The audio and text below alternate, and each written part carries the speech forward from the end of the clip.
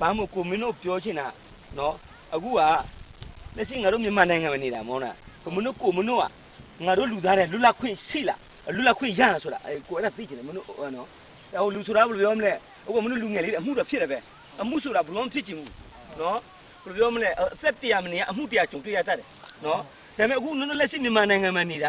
ာနော်မင်းတို့ကြုံတွေ့ရတော့နော်ငါတို့လူသားတွေကမြန်မာနိုင်ငံမှာလွတ်လပ်ခွင့်ရှိလားမရှိလားအဲ့ဒါကိုချက်မေးရင်မရှိဘူးဆိုတာနော်အဲ့ဒါဟိုနင်တို့ကြားရလားနင်တို့ဟိုခံစားရလားကျွန်တော်ကိုယ်တိုင်ခံစားရပါဟုတ်ပြီလွတ်လပ်မှုရှိတဲ့အတွက်ကြောင့်လွတ်လပ်မှုရှိအောင်ငါတို့ဟိုလှုပ်ချင်စိတ်နော်ဟိုလွတ်လပ်မှုရအောင်မင်းတို့စိတ်ဆန္ဒထဲမှာမဟုတ်လားဟိုဘယ်လိုလွတ်လပ်ဖို့အတွက်နော်ဟိုတောက်တင်နေရဟိုကူညီမယ်တောက်တင်နေရဟိုတိုက်ပွဲဝင်မယ်ဆိုအဲ့ဆန္ဒကိုရှိလားရှိတယ်ဟမ်အေးဘာကြောင့်လဲဆိုတော့ငါတို့မြန်မာနိုင်ငံကနော်ဖြစ်လေဟိုလွတ်လပ်မှုဆိုတာငါတို့ကလွတ်လပ်မှုလိုချင်တယ်နော်ငါတို့ပါဇက်နဲ့တောင်းအောင်ပြီးပါပြီနော်ငါသိရတော့မင်းတို့ဒီဟိုမြန်မာနိုင်ငံမှာနော်မင်းတို့မပါတော့မင်းတို့ဦးတွေမင်းတို့တော်တွေပါမယ်အဲကျွန်တော်တို့ဘယ်လိုပြောမလဲဟိုကုံစုံနေကြလူခွင့်ဟိုရင်းပြောဆိုတာနော်အရင်ဆိုတို့ရေးလည်းသူများခေါ်ပြီးသူများပြစ်တတ်တာနော်ဥမာတော့အောင်ဆန်းစုကြည်တို့ဆိုလို့ရှိရင်လည်းဘယ်လိုပြောမလဲဟိုအတန်တဲ့ပေါ့နော်အတန်တဲ့လမ်းဆောက်ပြီးဆန္ဒပြဒါလည်းဖမ်းကန်ထိတယ်ပဲဟိုထောင်ဆိုရင်ဟိုအများကြီးကြားခဲ့တယ်ကွာနောက်တစ်ခါငါတို့ဟိုဘယ်လိုပြောမလဲလက်ရှိငါတို့မြန်မာနိုင်ငံကဟိုကဘာသိတယ်ဗုဒ္ဓနိုင်ငံဗုဒ္ဓဘာသာထုံးကားတဲ့နိုင်ငံအခုငါတို့ဖုံကြီးတွေဆိုလဲဟိုစတယ်ဆိုတာငါညီတို့ကြားလဲကြားတွေ့လဲတွေ့ငါညီတို့မျိုးမျိုးသားဖြစ်နေကြမတွေ့ဘူးလားတလောက်နေမှာအဲ့ဒါငါတို့ဖုံကြီးလဲစတယ်နော်အခုဆိုရင်မင်းတို့မှုတယ်မင်းတို့ပြောလိုက်ချင်းဟိုထောင်မကြတဲ့အမှုလဲမင်းတို့ထောင်ကြရတယ်တော့တစ်သေးလေးလည်းကြီးနောက်ပတ်စံဟိုရှိတဲ့လူကြတော့ဘယ်လိုပတ်စံများများပေးလို့ရှိရင်ဟိုထောင်ကဟိုလွတ်ပေးတာရှိတယ်မဟုတ်လားမင်းတို့ဒီဥစ္စာကိုမဟုတ်လား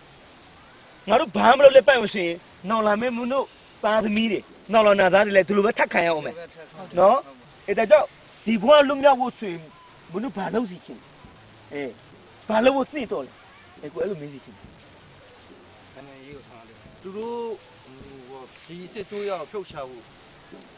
တောင်းဆိုရမှာအေးခုနကကိုမြက်နိုင်ငံရေးကိုလုပ်စီချင်းတယ်နိုင်ငံရေးဆိုတာငါတို့မှနိုင်ငံရေးအခွင့်အရေးဆိုတာလုံးဝမရှိဘူးလက်ရှိရနော်အေးနိုင်ငံရေးအခွင့်အရေးမရှိအခုကဘယ်လိုပြောမလဲနိုင်ငံရေးအကျဉ်းသားတွေနော်အေးဒီလူတွေကသူရင်ဘယ်လိုသူရဲ့စိတ်ဆန္ဒကိုဟိုနေတာပဲအေးနိုင်ငံရေးလုပ်တယ်ဆိုတာငါတို့ဘယ်လိုပြောပြည်တွင်းမှာလုပ်တဲ့လူဘယ်လိုပြောမလဲဟိုထောင်ထဲမှာအများကြီးရှိကုန်ပြီနိုင်ငံရေးအကျဉ်းသားဆိုတာအခုကထောင်နဲ့ချီလာဟိုကိုကြားရတော့ပေါ့နော်အေးခုနငါညီပြောလို့တခုရှိတယ်ဘယ်လဲဒီငါတို့လွတ်လပ်မှုရဖို့တွေ့ရဘယ်လိုလုပ်ရမလဲဆိုးရဖြုတ်ချရမယ်အစိုးရပြောချမယ်နော်အစိုးရကိုဖြုတ်တဲ့နေရာမှာငါတို့ဟဲ့နေဖယ်ဖေးနော်နေအစိုးရမလုပ်နဲ့အဲ့လိုလုပ်လို့ရလားမရဟမ်ငါတို့ဘယ်လိုလုပ်ရမလဲကျွန်တော်အနေနဲ့ပေါ့တော့တိုက်တင်တိုက်ရမယ်ဟုတ်တယ်မဇက်နဲ့တောင်းဆိုလို့ကတော့မရမှာမို့ဒီကျွန်တော်ဒီမြန်မာတနိုင်ငံလုံးမှာရှိတဲ့ဖွဲ့စည်းတီးနေနေပေါ့နော်စူပေါင်းမှုတိုက်တင်အဲ့ဒါကောင်နဲ့ကြားလောက်မှအနေထားရှိဒီတိုင်းဟိုတနေရာတဲကနေပြီးတော့လုံနေလို့မဖြစ်ဘူးသူတို့ကအင်အားရှိတယ်သူတို့ကနောက်ပြီးတော့လူလူပုံမှာလည်းသုံးမှုထားတဲ့စာတွေရှိတယ်လေစလာတဲ့ကမှငြိမ်ဝတ်ပြပြနဲ့စလာတာဟိုအဲ့ကြတော့လူပုံမှာဖိထားတာကြာပြီဘယ်သူမှလည်းထားကြမှာမဟုတ်ဘူးခဏနော်အဲ့ဟိုအေးစိညီလေးနားလေးတော့ဘာဖြစ်လဲဟိုကိုတော့ဒီဟိုထောင်ထဲမှာမရောက်ခင်ကနားကောင်းကောင်းပေါ့အကောင်းပဲကျွန်တော်မှုစစ်ခံမှာဟိုဒိုင်းနဲ့စစ်တော့ဟိုတောင်ပိုင်းခရိုင်ရုံးမှာတောင်ပိုင်းခရိုင်စစ်တာဒီစင်ကြဖက်တီနဲ့ညှက်ရိုက်ပြီးတော့စက်ကခေါင်းစွပ်စတာလေအမြင်ကအဲ့ဒီမှာရိုက်ခံအဲ့မှာအဲ့တွေ့လည်းမတွေ့အရင်လာတိမတွေ့ဘူးညီလေးပါမှုနဲ့လေသူကတော့မှရိုက်ထုရှိအောင်ကျွန်တော်ကနိုင်ငံတော်ပြည်သူ့လူထုလုံးမှုကျွန်တော်တို့ဟိုအပကကေပဲကျိုးတွေပေါ့ကေပဲကျိုးတွေကိုကျွန်တော်တငယ်ချင်းကခိုးယူလာတယ်ကျွန်တော်ကအဲ့ဒါကိုအဖော်ခေါ်လို့ကားစီးရင်လိုက်သွားလို့ဆိုတော့ကျွန်တော်အဲ့အမှန်တိုင်းပဲထွက်ဆိုတာအဲ့ချောင်းချက်ကိုသူတို့ကယူပြီးတော့ကျွန်တော်အစိုးရတက်တည်ရမင်းလွတ်မှာမင်းတတောင်လုပ်ပေးမယ်ဆိုကျွန်တော်ဘယ်လိုကတစ်ဖက်လက်နဲ့အမှုတွေအကုန်လုံးပေါ်ထုတ်တယ်ကျွန်တော်ကတော့တငယ်ချင်းတွေပေါ်မှာဘယ်လိုခေါ်မလဲဟိုကိုတယောက်လွတ်ရင်ပြီးရောဆိုပြီးတော့ကိုကအဖြစ်တင်တိုင်းပဲပြောပြတယ်တငယ်ချင်းတွေလိန်တဲ့အတိုင်းလိုက်မလိန်ဘူးအဲ့တော့ကိုမှုကကြီးကြီးကြီးမှမဟုတ်တော့အဲ့လိုကိုလည်းလွတ်လောက်မှထင်တာတကယ်လည်းအမှုလည်းဖြစ်ရုံလည်းတင်ကျွန်တော်ကအစိုးရတက်တည်နေကျွန်တော်ကတစ်တရခံသွားပြည့်ဆောက်ပြပေးကြပါအဲ့လိုဖြစ်သွားတယ်။အော်ညီလေ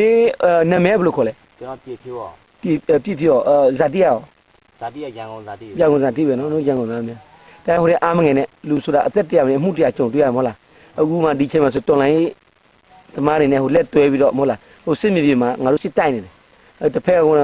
ပြောမလဲငါတို့ဒီချိန်မှာဟိုအရာအားလုံးကိုစွန့်လို့ပြီးအနက်နာခံပြီးတိုက်ပွဲဝင်နေတယ်။ကြောင်ခိုးမှုနဲ့ဟို တာမဟုတ်ကျွန်တော်တို့ဝိုင်းနဲ့အဲ့တစ်တာလာချတာကျွန်တော်အဖေနဲ့ သူကပြီးမနေချန်ခဲ့ကြံခဲ့တာ ကြံခဲ့ မင်းတို့ပြီးတဲ့အကောင်တော့ဘယ်တော့လဲအဲ့ဒီအုပ်စု 15ယောက်ကြံနေ5ယောက်ကြံနေကျွန်တော်တို့အခုကျွန်တော်စင်အခုလေးလာကြည့်လိုက်တော့ဒီစင်က15ယောက်ပဲရှိတယ်လူ30ရှိတဲ့မိလာမျိုးကလူ30ရှိတဲ့ထဲမှာ15ယောက်အဲ့မှာကြံနေကြ15ယောက်ကဒီဘက်ပြေးစင်းပါသွားတယ် အဲ့တော့ပြီးတော့ငါညီမထိပါတယ်နော် ဟုတ်ကဲ့ အဲ့တို့ဖွဲ့ဘယ်နှစ်ယောက်ထိတယ်မင်းတယောက်ပဲလား ကျွန်တော်တယောက်ပဲထိ ဘယ်နှယောက်ထိတယ်ပြပါဦးအခုချက်ပါလက်မလို့မရအောင် လက်ကကောင်းရောက်တော့စေးရလုံးမထဲတော့ဒီမင်းနေ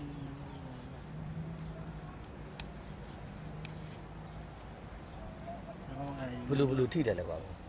နောက်ပြန်ကြည့်တော့ထိရကျွန် ကျွန် တော် တော် က ကဒီပကန်းရောက်နေပြီဒီပကန်းရောက်တာကိုကျွန်တော်ကနောက်ပြန်ဒီလိုလှက်ကြည့်တဲ့အကြည့်ဝက်တက်တဲ့အပြက်ဒီကိုလမ်းမှန်တော့ကျွန်တော်ရေရဲပြန်ပြုတ်ကြ တက်ကြည့်ပါဟောမင်းအရှိရထိတယ်ပေါ့ ဟုတ်ကဲ့ အရှိရထိအနောက်ပွင့်သွားတာ နောက်ကနောက်ပွက် ဟောအနောက်ပွင့်သွားတာဟောအရှိနောက်ဘာလို့ဒီမှာတန်ရတာဘာလို့လဲ ဒါကစတိထဲတာ တမယူအိုလောခလီဖိုနေနော်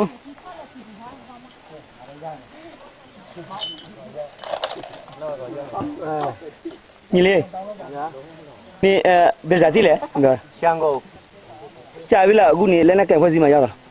ဟို၄လပဲရှိသေးတယ် ဟလာဘယ်ဘွားနေဘယ်လိုလက်နဲ့ကန်ဖွဲ့စီရောက်လာဆိုနည်းနည်းပြောပြလို့ရမလား ကျွန်တော်အကျဉ်းသားဘွားကနေထွက်ပြေးလာတာ အကျဉ်းသားဘွားနေနော် ဟုတ်ကဲ့ ညီလေးအကျဉ်းသားဘွားနေဝန်ဆောင်အဖြစ်နဲ့ထွက်ပြေးလာတော့ပေါ့ ဟုတ်ကဲ့ ညီလေးတို့ဒီနာဖတ်စစ်ဆိုရမှာဝန်ဆောင်နေတဲ့အချိန်ကာလနဲ့အခုဒီတော်လိုင်းရေးတစ်ဆောက်မှာဝန်ဆောင်နေတဲ့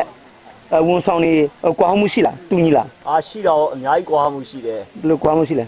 ဟောဒီမှာကျွန်တော်တို့ဝန်ထမ်းတွေပေါ့နော်ပေါ့ပါပဲကိုညီလိုကိုလိုစားတာတောက်တာနေတာထိုင်တာလွတ်လပ်မှုရောဟိုမှာအဲ့လိုမဟုတ်ကျွန်တော်တို့ညဘက်ကျရင်တစ်ခါလေးကျကျိုးတုပ်ပြီးထားတယ်ဟောမနိုင်တဲ့ဝင်လဲထမ်းရတယ်ပေါ့နော်ဒီလိုဖျားတဲ့နာတဲ့ခါကျရင်တော့စေဝါကူးသားမှုကလည်းမရှိဘူး ဟောဒါဆိုလို့ရှိရင်ညီလေးဒီနာဖတ်စစ်ဆိုရမှာဝန်ဆောင်တဲ့ကာလမှာဒီကျိုးတုပ်ပြီးတဲ့အဲ့ဒီညတွေလည်းရှိတယ်ပေါ့ ဟုတ်ကဲ့ ညီလေးဟိုရင်ဘယ်တက်ရင်ကနေပြီးတော့ပါလာခဲ့လဲ ဟောကင်းပြီးနေဒီတမ22ပေါ့နော်သူ200လေးတက်ခွဲရနေပြောပါလာ အခုဆိုလို့ရှိရင်ညီလေးလည်းဘယ်လိုပြောမလဲဟိုလက်နဲ့ကင်ဖွဲ့စည်းမှရောက်ရှိလာတယ်နော်လက်ရှိလက်နဲ့လည်းကင်လာတယ်နော်ဒီလက်နဲ့အထူးဖြစ်လူသားလက်နဲ့တွေပေါ့ညီလေးဒီလက်နဲ့တွေကင်ပြီးတော့လူတွေကိုတတ်ဖို့လားဒါမှမဟုတ်လူသားတွေရဲ့လူခွင့်ရဖို့တက်ဒီလူသားလက်နဲ့ကိုကင်ဆောင်တာ ဒီလက်နက်ကန်ရဆိုတာကျွန်တော်လူတက်ဖို့မဟုတ်ပေါ့နော်အဲ့လူအခွင့်ရေးပေါ့ပါစစ်မှန်တဲ့ကျွန်တော်တို့အမှန်တရားတစ်ခုရရှိဖို့ကျွန်တော်ဒီလက်နက်ကိုကန်ဆောင်လာတယ် အဲ့ဒီတော်လန်ရေးရဲ့ရည်ရက်ဟိုစစ်မှန်တဲ့ဒီမိုကရေစီရတဲ့ထိညီလေးကညီလေးမှာရည်ရက်ရှိလားဒါမှမဟုတ်လဲဟိုဘွားခီးတစ်ထောက်ခုနာတဲ့ပုံစံနဲ့တော်လန်ရေးလောက်တာလားဘယ်လိုရည်ရက်ရှိလဲ ကျွန်တော်ဒီတော်စစ်မှန်တဲ့ဒီမိုကရေစီရရှိတဲ့အချိန်ကျွန်တော်လက်နက်ကန်ပြီးတော့ရဲဘော်နဲ့တိုက်ပွဲဝင်သွားပါ ကျေးဇူးပဲနော် ဟုတ်ကဲ့ ညီလေးနာမည်လေးဘယ်လိုခေါ်လဲ ကုံမင်းပါ ညီလေးဘယ်ဇာတိလဲ ရန်ကုန်တိုင်းတုံတိုင်းမြို့ ညောင်တိုင်းကနာမည်ရော လင်းလင်း တလင်းခုနကိုပြောသလိုပေါ့ညီလေးကဟိုအကျဉ်းသားဘွားနဲ့နော်ဟိုလက်နဲ့ကင်ဖွဲ့စည်းရောက်လာတယ်အခုဆိုလို့ရှိရင်ကိုတို့ရဲ့တော်လန်ရေးအင်အားစုတွေနဲ့လည်းလာပြီးပူးပေါင်းတယ်နော်လက်ရှိ ABD ရဲ့ကျောင်းသားတက်မတော်ရဲ့KNLA ရဲ့ကိုတို့ဒီကုတ်ဘောဗျူဟာရဲ့ညီလေးလည်းပေါင်းကြည့်ပြီးတော့စစ်တိုက်နေတယ် ဟုတ် ညီလေးအနေနဲ့နော်ဟိုဒီနာဖတ်နဲ့ဟိုဖြတ်တန်းတဲ့ဟိုအတွေ့အကြုံလေးတွေနော်ညီလေးတွေဒီဝန်ဆောင်တွေပေါ်မှာသူတို့ညီမနှိမ့်ဆက်တာဟိုဆက်ဆံရေးအနေနဲ့ဘယ်လိုရှိလဲ အများကြီးกว่าထားပါတယ်ဒီမှာဝန်ထမ်းတွေအားလုံးညီလိုကိုလိုပဲထားတယ်ဟိုမှာအဲ့လိုမရဘူးသူတို့တွေဒါပြီးပူတော့မှထား ကိုရိုးကဒီလက်ရှိဒီဟိုနေနဲ့ဝန်ထမ်းဆိုတာလည်းဘယ်လိုပြောမလဲဟိုတရက်စာနှစ်ရက်စာပေါ့လေမဟုတ်လားဒီဝန်ထမ်းကိုဘယ်လိုပြောမလဲကိုရိုးရဲ့ဟိုကြီးကျွန်းတစ်ပွဲလဲကိုရိုးမသတ်မှတ်ဘူးဟိုသူတို့ရဲ့အကူကြီးကိုရိုးကတော်လိုင်းရေးလုပ်တယ်ဆိုတာနော်ဟိုပြည်သူလူထုတစ်ထပ်တည်းဖြစ်ရမယ်နော်ကိုရိုးကလည်းနဲ့ကံပြီးတိုက်မယ်ပြည်သူလူထုကလည်းကိုရိုးပန့်ပိုးရမယ်ဒါကြောင့်သူတို့ရဲ့အကူကြီးကိုရိုးလိုတယ်ညီလေးမြင်တွေ့တဲ့အချိန်မှာကိုရိုးတို့ဆက်ဆံတာနဲ့လက်တိနာပတ်စစ်ဆိုရဆက်ဆံတဲ့ဟိုကွာဟမ်းမှုဆိုတာဟိုမုန်းနဲ့မြေကွာလားနည်းနည်းလေးကွာလား တော်တော်အများကြီးกว่าပါတယ်ဟိုမှာအဲ့လိုမဆက်ကြဘူးသူလည်းသူ့ဘာလို့လဲ တော့အောင်ကိုရိုးဟိုနေကိုရိုးနဲ့ညီလေးပူတွဲပြီးစစ်တိုက်နေချိန်မှာညီလေးကြီးနဲ့မှ ဟိုဘာတွေဘယ်လိုခံစားနေရလဲ ပြောရှင်းပါတယ်သူတို့ငါဘာစစ်သူရောတိုက်ရကြရဆိုင်ရအောင်ပြောတယ် ပျော်ရှင်နေဆိုတာဘယ်လိုပျော်ရှင်နေနည်းလေးပြောပြပြီလား အာနာရှင်စနစ်ပြောက်ကွယ်ဘာလို့တိုက်ပွဲဝင်ရတာပြောရှင်းတာ ညီလေးနဲ့ဘယ်လိုခေါ်လဲဟမ်ဟုတ်ပြီညီလေးဘယ်ကနေပြီးတော့ကိုတို့ရဲ့ဒီလက်နဲ့ကင်ဖွဲ့စည်းနဲ့လက်ပူပေါင်းလဲဆိုနည်းနည်းပြောပြလို့ရမှာ ဟုတ်ပါ အဲ ကျွန်တော်ဒီဖွဲ့စည်းတဲ့ရောက်လာတာကျွန်တော်ကျင်းသားဘောပါကျင်းသားဘောကနေပြီးတော့မှနာဖားတဲ့ပေါ်တာတော့ကျွန်တော်ပါလာတယ်အဲ့မှာနာဖားလက်ထဲမှာသူတို့ရိုက်တာခံခဲ့ရတယ်သူတို့ထမင်းအဝမကျွေးလဲခံခဲ့ရတယ်ညဘက်အိမ်တော်မှာကျွန်တော်တို့မတိုးချီပြီးတော့အိတ်တဲ့ဘောကဖြစ်ခဲ့တယ် ။အော်ညီလေးဟိုအကျဉ်းသားဘွားနဲ့ပြီးတော့ဝန်ဆောင်ဘွားနဲ့ပါလာတယ်နော်။ညီလေးဒီဝန်ဆောင်ဘွားနဲ့မှာဒီအလက်ရှိနာဖတ်စစ်ဆိုရရိုက်နေတာလည်းခံရတယ်။နောက်ပြီးတော့ကျိုးချီတာလည်းခံရဆိုတာ ဟုတ်ကဲ့ပါ ဟုတ်လား။အဲ့ဒါဘယ်နေရာမှာခံရလဲညီလေးပြောပြရအဲ့ဒီနေရာခံရတဲ့နေရာလေးပြောပြပေးလို့ရမှာ ခံရနေရာတွေကတော့ကျွန်တော်ကျေတော်ကုန်းဆိုတဲ့ဘုံတကုန်းတွေနောက်တော့ကိုးတုံးလုံးတောင်ဆိုတဲ့တောင်တွေမှာအဲ့မှာခံရပါတယ် ။ဘယ်ကုန်းမှာလဲ ကိုးတုံးလုံးတောင်ဆိုတော့ ။ဩ။နောက်ပြီးတော့ ကျေတော်ကုန်း ဟုတ်လား။အခုဆိုလို့ရှိရင်ညီလေးကိုတို့ရဲ့ဒီ online ကြော်ကြားစစ်စင်ရင်နဲ့ပတ်သက်ပြီးတော့ညီလေးလည်းဟိုတောက်ဆောက်လက်တွဲပြီးတိုက်ပွဲဝင်လာတယ်။ညီလေးနေနဲ့လည်းကိုမြင်တွေ့ရတော့ဟာဟိုစိတ်ရောကိုပါဗောလေဟိုနပတ်စစ်ဆိုရကိုတိုက်လဲတိုက်တယ်နော်ဘယ်လိုပြောလဲအန်ကြိတ်ပြီးတော့လဲဟိုအာရပါရတိုက်တယ်ကိုတွေ့ရတယ်တွေးရှိလဲဘယ်လိုခံစားချက်တွေရှိလဲ တွေးတဲ့ပြောရမယ်ဆိုလို့ရှိရင်တော့သူတို့စိတ်နာတာနဲ့ပါတယ်နောက်ပြီးတော့သူ့အခွင့်အရေးရဖို့အတွက်တည်းကျွန်တော်တို့ကဒိုလာနေပါတယ်ဒါကြောင့်မို့ကျွန်တော်နောက်တစ်ချက်ကတော့ကျွန်တော်ရန်တွန်းတဲ့မိသားစုကျွန်တော်မိသားစုနဲ့ဝေးကွာနေဒီကိုရကြီးနဲ့တိုက်ခိုက်ရတဲ့အချိန်မှာဒီကိုရကြီးကျိုးလွဲပြက်စီးသွားမှသာလေကျွန်တော်တို့ဘွားကြီးကကြောင်းလို့အောင်တယ်ဒါကြောင့်မို့ကျွန်တော်တိုက်ခိုက်နေတယ် ညီလေးပထမဘေထောင်ကနေပြီးတော့ဒီနဲ့ပတ်လာဆိုပြောပြပေးလို့ရမှာ ရပါတယ်ခင်ဗျာကျွန်တော်ကရန်ကုန်တိုင်းကနေရန်ကုန်သားပါကျွန်တော်ချုံတော်ထောင်ကြရတဲ့ခံကပါပါပဲအဲ့ဒီဘ ਹੁ အချင်းတော်မှာ ဟောအင်းစစ်ဘူချင်းထောင်ပါနော်ဟောဘယ်နှစ်လောက်ကြာမလဲ ကျွန်တော်ပထမတော့ကျွန်တော်မတရားဆွဆွဲခံရတဲ့မှုကတော့ကျွန်တော်တရားလူကြီးနဲ့ရင်ဆိုင်တော့ကျွန်တော်ကုတုခဲ့ပါတယ်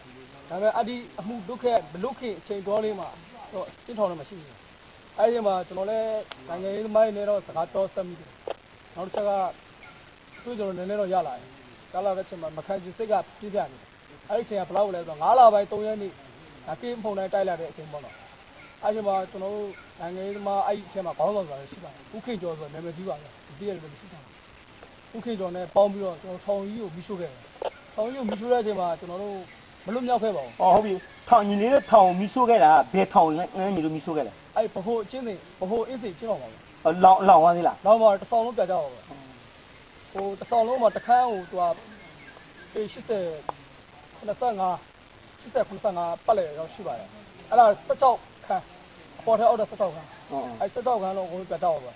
ဟောညီလို့မီးဆိုးခဲ့တယ် ဟုတ်ကဲ့ပါ ဒါလည်းအဲ့ဒါဟိုမခံရင်စိတ်နဲ့နော်သူတို့လောက်တာဟိုမတရားဘူးဆိုတဲ့ဟိုရင်းနဲ့ဘာပဲဖြစ်ဖြစ်ဟုတ်လား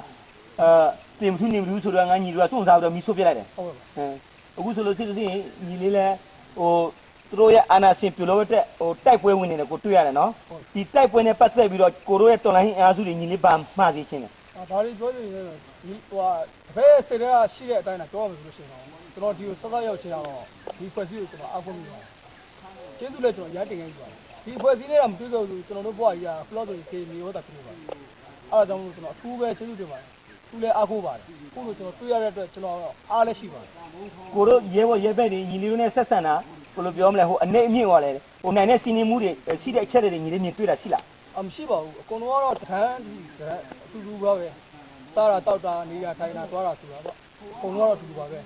ီကိုတွေပါပဲ โอเคညီလေးနောက်တကယ်လို့ကိုတို့ရဲ့ဆက်ဆံတာနဲ့ပတ်သက်ပြီးတော့ဗောလေဟိုခံစားချက်မကောင်းတာရှိရင်ညီလေးဟိုတိုင်းရိုက်ဟိုအထက်ရရှိကိုတိုင်းဟိုကိုနဲ့တွေ့တဲ့ခါလဲညီလေးရင်ဖွင့်လို့ရရနော် ဟုတ်ကဲ့ပါ ဘယ်လိုပြောလဲဟိုခံစားချက်မကောင်းတာဟိုအောက်အင်းမနေနဲ့နော်ဟိုပုပ်ပွင့်လေးပြောနော်လူရဆိုတာဟိုဘယ်လိုပြောမလဲခံစားချက်ပြင်းထန်လိုက်ပောက်ကွက်တတ်တယ်ဖြစ်နိုင်မှာဆိုရင်အဲ့လိုဟိုတယောက်တယောက်နိုင်တဲ့စီးနေရှိတာနော်ဟိုလူမျိုးဘာသာချင်းဟိုခွဲခြားတာရှိလို့ရှိရင်ဟိုချက်ချင်းကိုတို့ပြောနော်ကိုတို့ဘယ်လိုပြောမလဲမကောင်းတာကောင်းတဲ့အစားထိုးပြီးတော့ဒီတော်လိုင်းအောင်မြင်တဲ့ထိကိုတို့ဆက်လက်တိုက်ပွဲဝင်မယ်နော် စကိုင်းနဲ့တော့ပြောရင် ပြောကျွန်တော်တစ္ဆာတတိကျပါ ပြောကျွန်တော်ဟာကျွန်တော်အသက်ဒီတေဝါပဲရှိရကျွန်တော်တော့ပါ ကျွန်တော်ဒီလိုကိုစီလွတ်လိုက်ရမချင်းကျွန်တော်ဒီမှာပဲတိုက်ပွဲဆက်လက်ဒီတိုင်း